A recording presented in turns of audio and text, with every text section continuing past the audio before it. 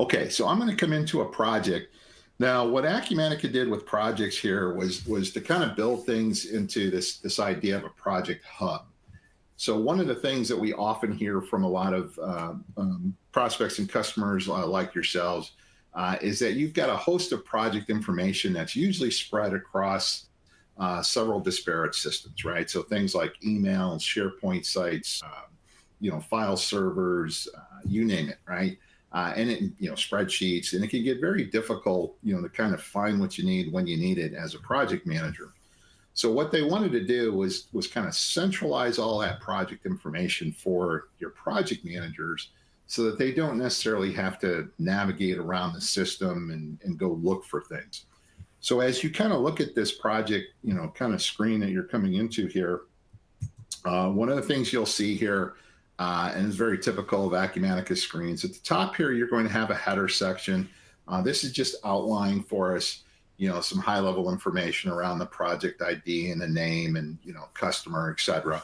And then down below, you're going to see usually the details of that transaction, right, of whatever it is that you're looking at. Now, where this hub idea comes into play here is right here across the middle. You see all these different tabs. So this is where we're going to basically be bringing in all the information, at least around this particular project and its financials, into one location. Now, a lot of this data is also going to be available across some of the other modules, and I'll point that out as we go. But from a project perspective, I don't need to go there. I can stay right here, and I can see pretty much everything I need to know about this particular project. Now, a couple of things to highlight here in terms of creating projects, lots of different ways that can come to be. Certainly, we can add a brand new project from scratch.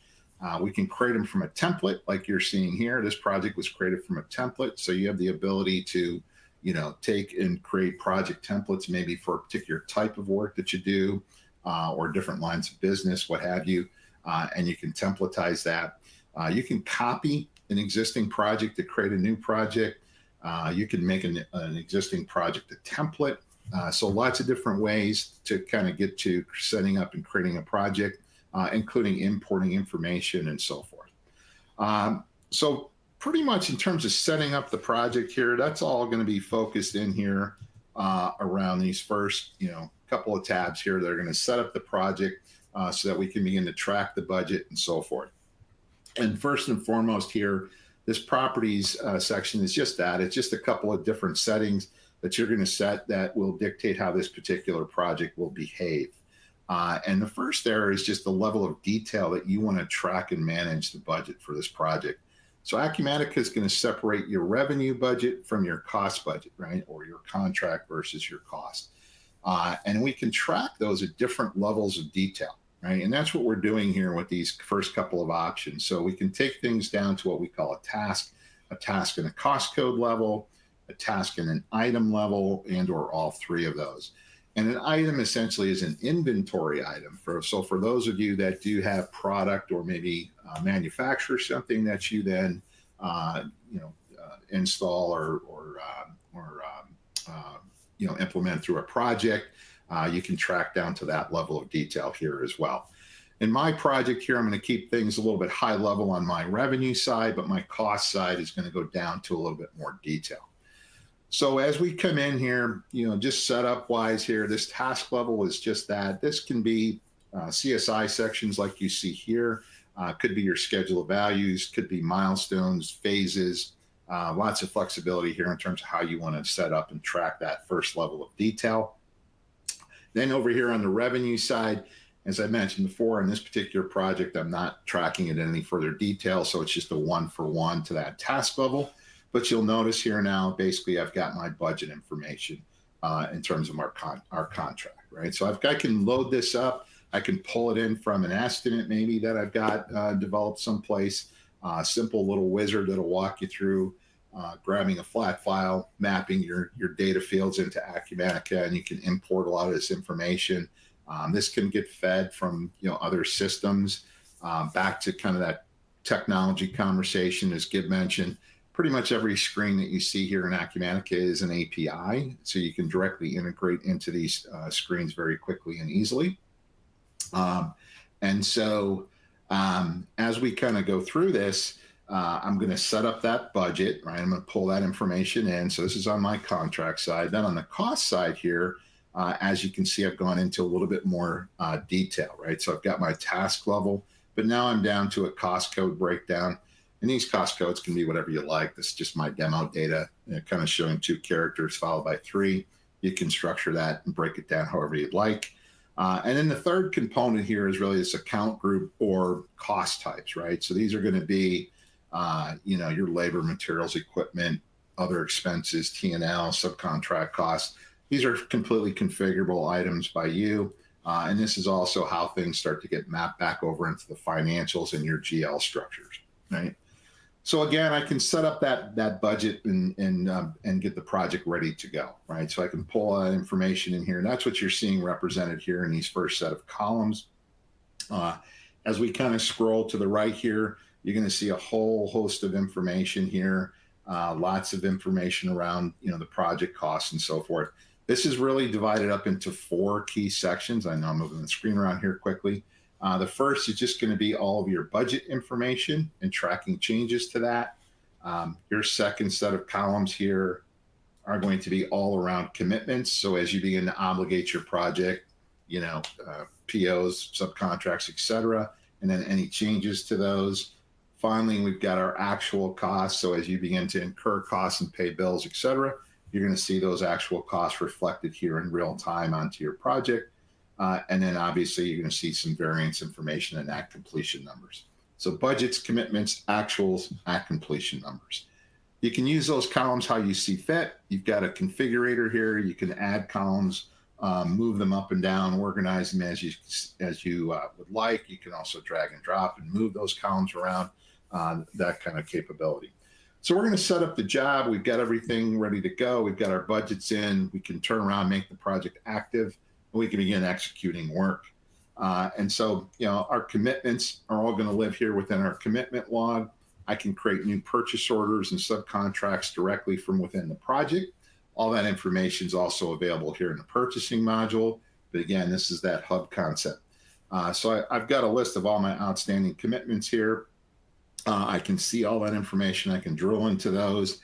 As you commit those costs back to this cost sheet and the cost codes, you're going to see those items reflected here in these commitment columns, right? So that's how we start to interact with that. Now, so we can go ahead and buy out the project. We can cut some purchase orders, etc.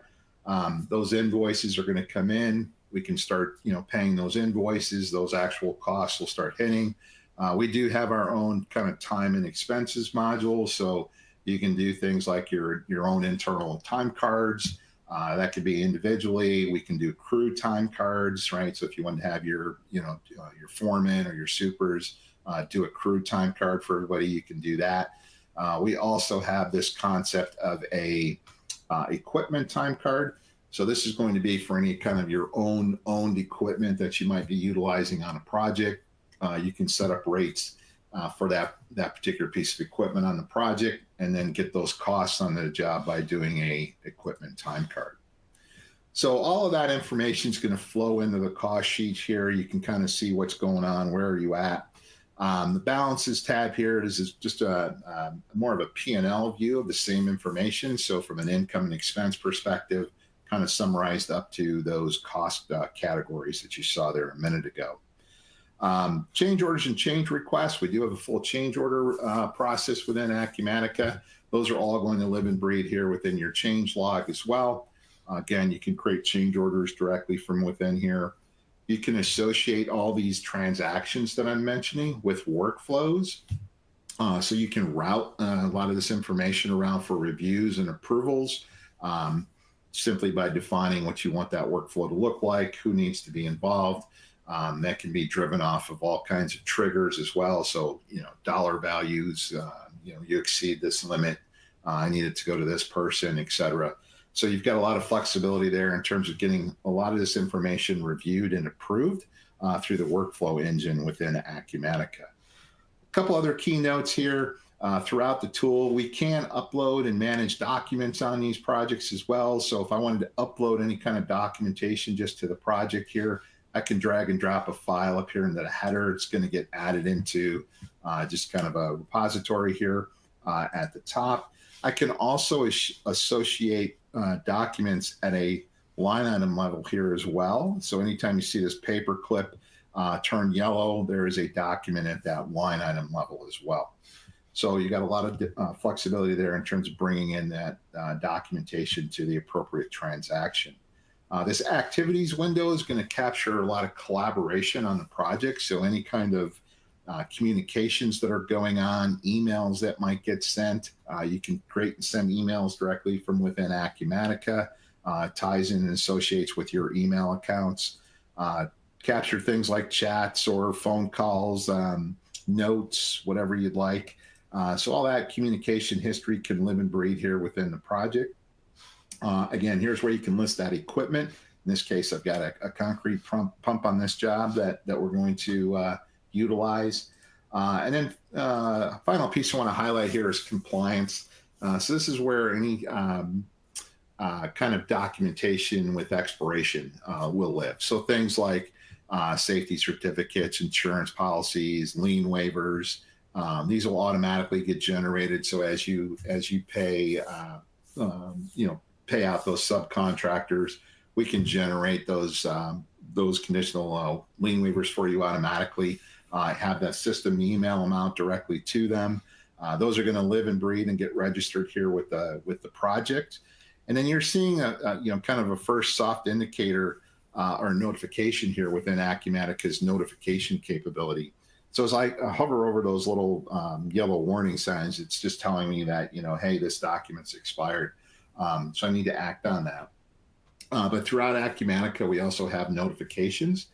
So these things can be sent automatically, triggered off of different events or scheduled events that can then send messages, text messages, emails, notifications on your phone, could feed a dashboard, those kinds of things. So lots of ways to keep you aware of what's going on within the system.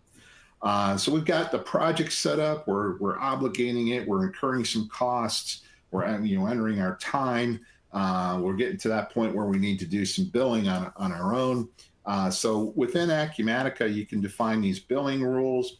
These rules allow you to define how billing will get calculated. My example project here is just based on progress, but you can define things like time and material rules, fixed plus, fixed price, no billing, internal only, whatever. And you can mix and match those billing rules here at the task level. So in this case, we're just going to update, a simple line item here and bump this up maybe to 50%. So the system automatically just calculated that additional 5% based on progress against that revised budget amount. I can update the rest of this as accordingly. And then when I'm ready, I can run billing. It's going to execute those rules and kick me into kind of a billing view here. Oops, and I've got it blocked for some reason. Wow. Do that again. So that invoice is going to live and breathe here within your invoice windows. And just to pop in and take a look at one of these. From here, this is where workflow could kick in. Maybe I want this to get reviewed before it goes out the door. So maybe I can kick this into being reviewed by my project manager or the like. We do have embedded AIA billing apps in here, so you can quickly generate your G702 and 703 type billing pay app, print, email, export that out directly from within Acumatica. So lots of capability and flexibility from that perspective.